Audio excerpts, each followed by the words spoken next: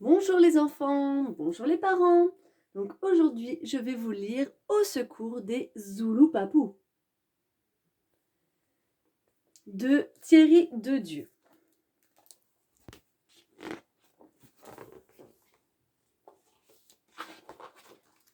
Au secours des Zoulous-Papous.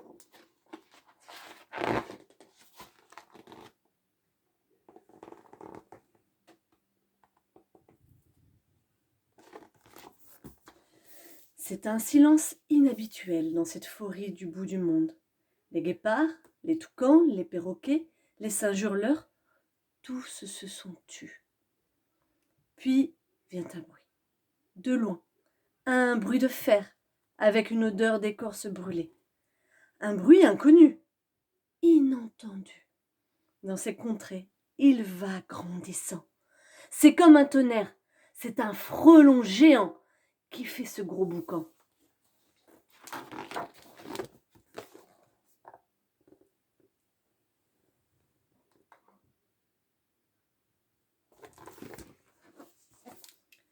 Le gros insecte fait beaucoup de vent autour de lui.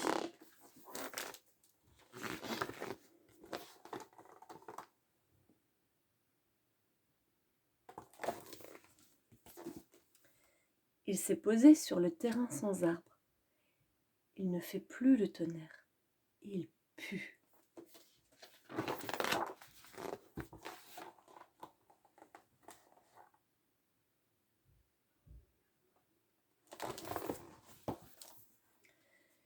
Des hommes sont sortis du ventre de l'insecte.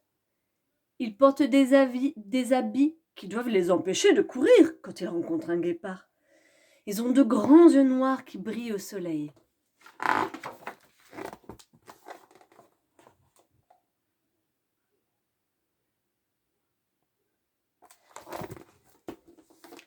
Après avoir discuté autour d'une image, les hommes sont rentrés dans le ventre du frelon, et le frelon s'est envolé dans un tonnerre.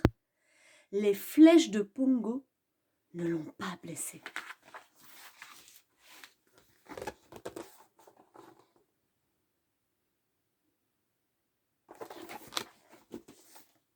Pongo a couru pour nous avertir du danger.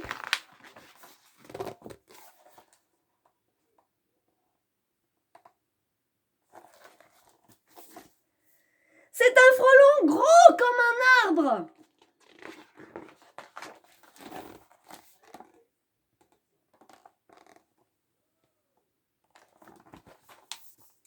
Pongo, qui guette depuis plusieurs jours, a de nouveau donné l'alerte.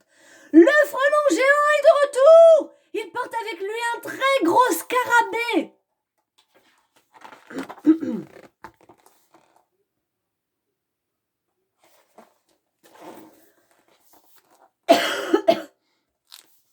Le scarabée pue aussi. Il détruit tout sur son passage.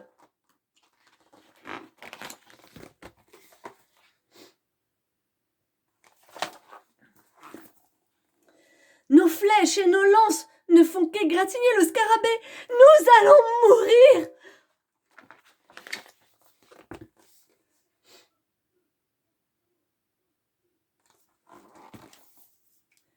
Le gros scarabée a fait tomber tous les arbres autour du point d'eau.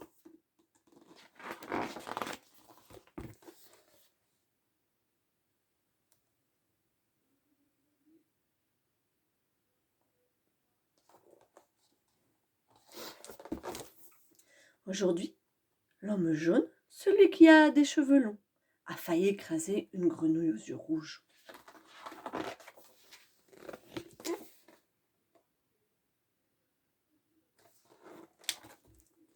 L'homme jaune a dit au scarabée d'arrêter de coucher les arbres.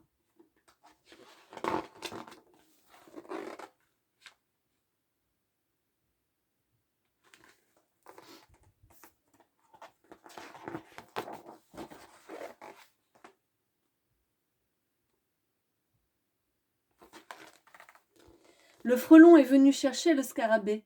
Il l'a emporté avec lui.